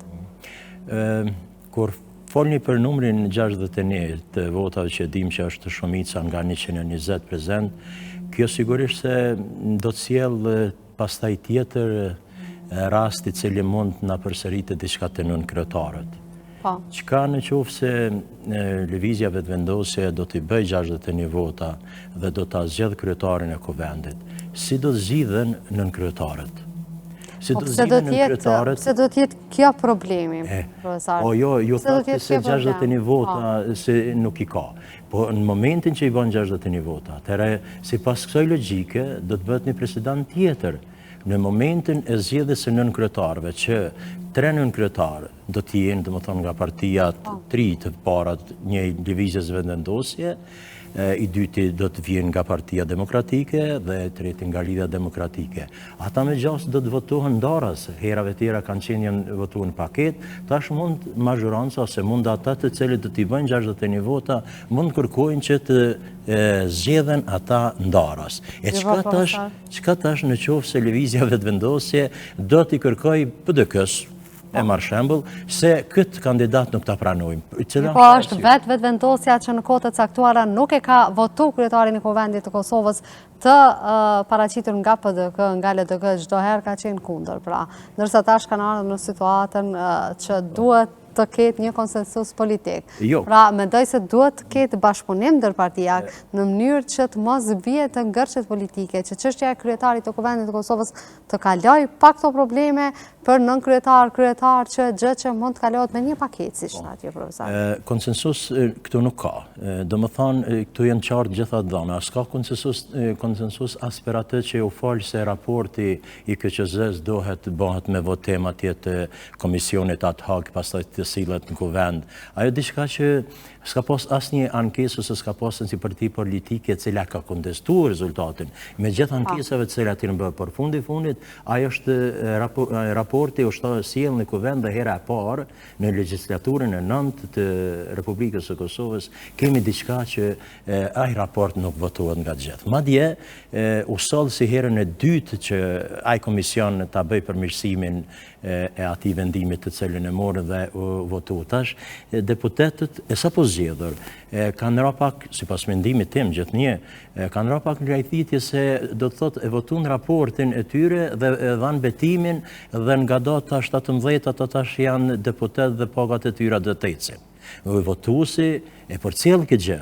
Prandaj jemi gjithnjë në fazën e konstituimit të kuvendit. Ku në konstituimin e kuvendit nuk ka të bëj asgjë me konsensuese, asgjë nuk ka të bëj me marrëveshje politike, por gjitha vazhdojnë. Është qartë e dhënë, lëvizja vetëvendosje propozon kandidatin, të tjerët aprovojnë ose e votojnë. Pastaj vjen punat e nënkryetarit dhe momenti i fundit që janë edhe 2 nënkryetarë tjerë të cilët vinë nga i termi se di pse ka rrjedhë dhe nuk guxon të rrjedhë të themi nga pakica, sepse në Kosovë nuk do të ndihet askush pakic. Të gjithë jemi të barabartë para këtij shteti dhe para këtij ligji. Ne kemi jetuar në një kohë kur na është mohuar drejta si qytetar të rendit të parë, por na kanë quajtur qytetar të rendit të dytë. Pse na tash të themi dikuj pakic e dikuj shumic? Nuk ka në këtë vend të gjithë jemi të barabartë. Pra edhe një herë të kthehem, konstituimi i kuvendit nuk është asgjë politike. Konstituimi i kuvendit nuk është asgjë me një marrëveshje që duhet të mirën vesh këtu apo atu. Sepse, sipas logjikës edhe një herë po kthehem po them, çka do të ndodh nëse partia fituese, lëvizja vetëvendosje me 61 vota, aso do t'i ketë, do ta propozoj dhe do ta votoj kryetarin e kuvendit, pastaj nuk i voton nën kryetar. Atëherë kjo do të shkojë në pavundësi dhe do të mbetemi gjithnjë pa u konstituuar kuvendi. Vetë këto deklarata të dhëna që ne nuk do t'i votojmë nën kryetar një lloj kërcënimi që u bën nga ana e vetëvendosjes. Po ashtu, zotëri Glauko Njufca thirrri për bashkëpunim ndër partia, që është shumë mirë, se do duhet që këto çështje të shtyhen përpara, duke ditur se jemi në një situatë jo të mirë politike dhe çështjet mjaft të rëndësishme të vendit duhet të shkojnë përpara.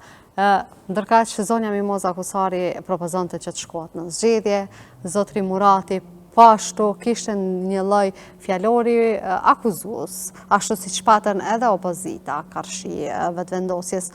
Gjithë këto mos përputje të deklaratave a shtyn edhe më tepër krizën politike, që duhet të fokusohemi më së pari te zotëri Njufca, ku bëri thirrje që të kemi bashkëpunim politik, ndërkaq zonja Kusari dhe Murati dolën me deklaratat e tyre mjaft kontestuese me atë se çka tha zotëri Njufca.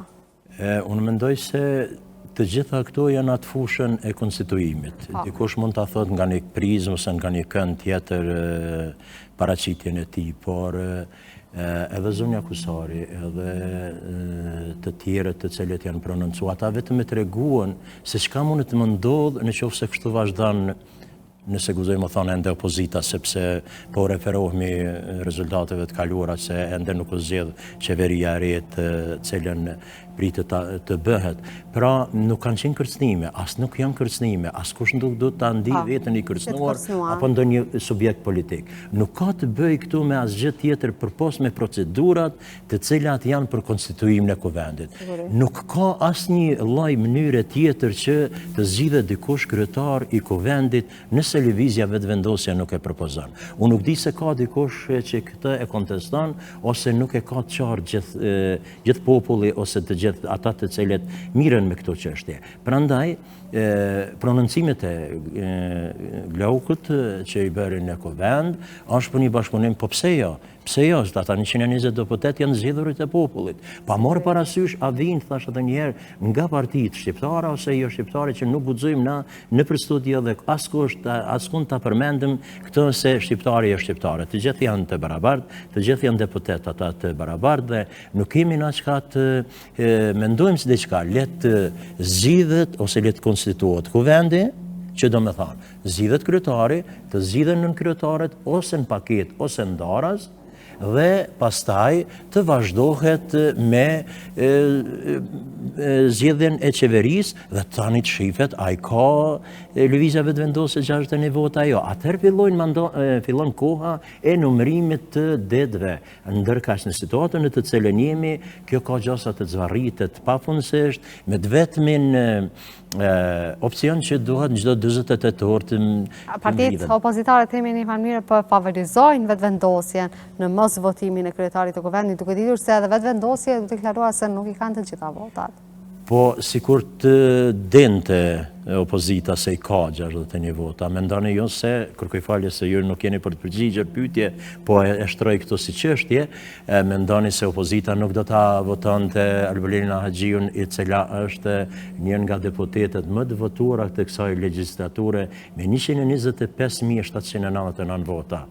Do më thanë, gjithë këta votues që ja dhanë votën asaj dhe lëvizja vetëvendosje e propozoi për kryetare, unë nuk e di pse dikush do të me kontestu se do dikush me mendu se nuk do të votuat. Prandaj, atë që thoni ju, sikur, themi, vetëvendosja mos të kishte, ose opozitat mendonte se nuk i ka, apo i ka të gjitha votat kjo për zgjedhjen, do ta kishte votuar në seancën e parë dhe kishte shku gjithçka në rregull dhe kishte marrë deri te ajo fati ku presidentja ja dorëzon mandatin do më thonë partisë fituese për me prit 15 ditë pastaj, nëse nuk mund t'i bëj ajo, është hera e dytë e cila edhe herën e dytë sipas rezultatit që ka dalë, unë mendoj se presidentja nuk duhet ta mendet që edhe herën e dytë do t'jap po ashtu lëvizjes vetëvendosje, sepse për cila është arsye edhe pse është në diskrecionin e saj të vendosa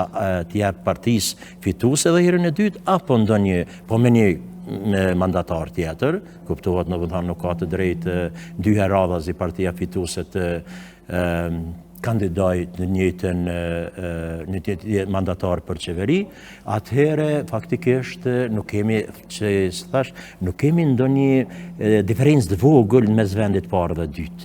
Po kemi dy fish vota, 48 vota, gjysma e kuvendit shqiptar për 100-ve, plus 3 ato që thatë ju të nismës që ata qartazi kanë treguar nga fillimi se ne nuk jemi për bllokim, ne jemi për krijim të institucioneve të reja, qofshin ato të kësaj partie që faktikisht i ka fitu zgjedhjet, sepse cila kishte më qenë logjika e të parit.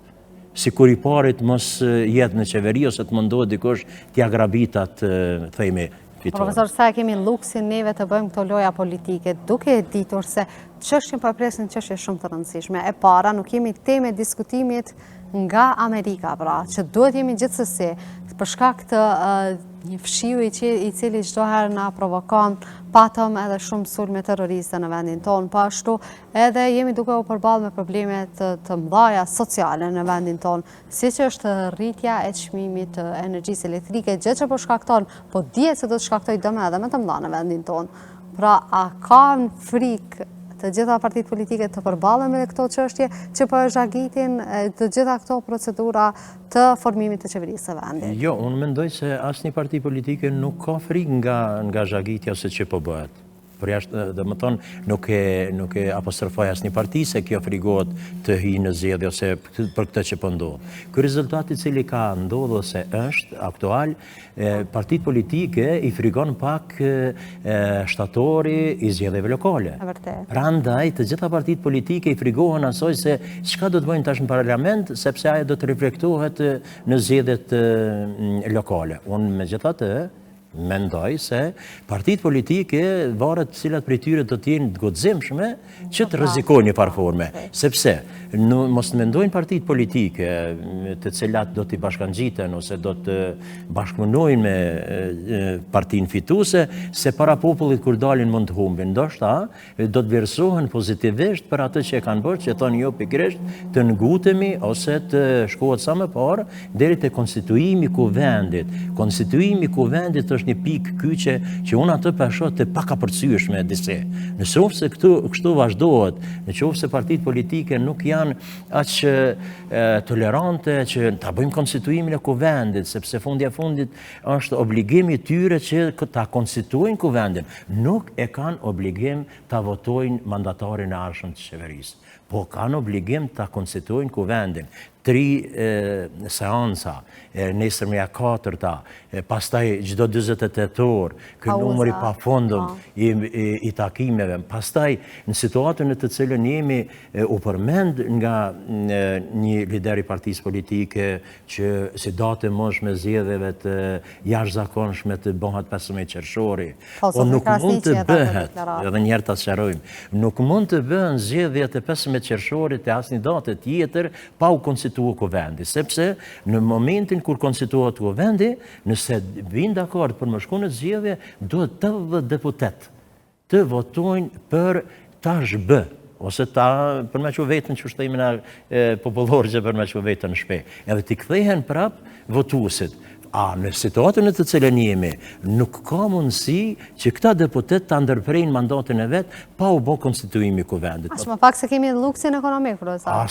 Luksi ekonomik është normale e se kemi, po kjo mund të bëhen zgjedhjet të bëhen bashkë me zgjedhjet lokale. Na kemi pas rast kur kemi pas zgjedhjet lokale, po me në zgjedhjet të përbashkëta dhe lokale dhe parlamentare. Mirë po, është e vërtet ajo që thatë ju, se nuk i kemi në luksin që të mbetemi të tillë, por megjithatë qeveria është në detyrë ose qeveria në largim derisa të vinë tjetra, mirë po kur të kemi një qeveri e cila merr mandatin 4 vjeçar, e kemi shumë lehtë të dimë ka kemi opozit, ka kemi pozit, kush po punon për popullin, kush nuk po punon. Prandaj qytetari, të themi të drejtën, gjithnjë më tepër, jo që po vëdisohet se qytetarin e kemi vëdisuar, po ai do ta përcjell çdo sjellje të deputetit që janë në sallën e kuvendit. Prandaj nuk po them se do ta dënoj ose do ta ndeshkoj, mirë po me tikun e tij ose në zgjedhjet e ardhshme ai do të vendosë cilën do ta votoj. Prandaj unë nga kjo studia juaj i thras të gjithë deputetët që mos të bien atë se votuan vetëm për vete sa për ta fituar mandatin e deputetit, por le të vazhdojnë me konstituimin e kuvendit. Në momentin që konstituohet kuvendi, mos ta votojnë ose le ta votojnë qeverinë e ardhshme. 15 ditë ka mandatari i ardhshëm që do të bëhet, mas 15 janë edhe një herën e dytë dhe ditë, e atëherën me automatizëm pa zhbërje të kuvendit, vendit do të shkojnë në zgjedhje, por në situatën e të cilën jemi, bara ju bjen deputetëve aktual të cilët janë, sepse këto janë procedurat të cilat janë konstituive, nuk janë diçka që ne do të ulemi të mirë me vesh, nuk bën ti ta propozosh këtë kandidat ose këtë kandidate, jo pse si ke propozuar ti një prej këtyre, e diçka tjetër, pra këto nuk janë marrëveshje të cilat duhet të bën sepse asku nuk shkruhet. Profesor, falenderoj shumë që gjeti kohë që ti jesh pjesë e Infodesa. Do të na shpalosh të gjitha këto njëri që ti ke sa i përket të gjendjes politike në vend dhe çështjeve që do duhet të shtryen përpara. Faleminderit nga ju dhe suksese dhe punë të mbarë dhe urojmë që nesër të kemi rezultate sepse me nxjerrje po e presim. Faleminderit. Shikues të Infodesa, kaq kishim për këtë emision, deri në emisionin e radhës, mirëmbëjtje.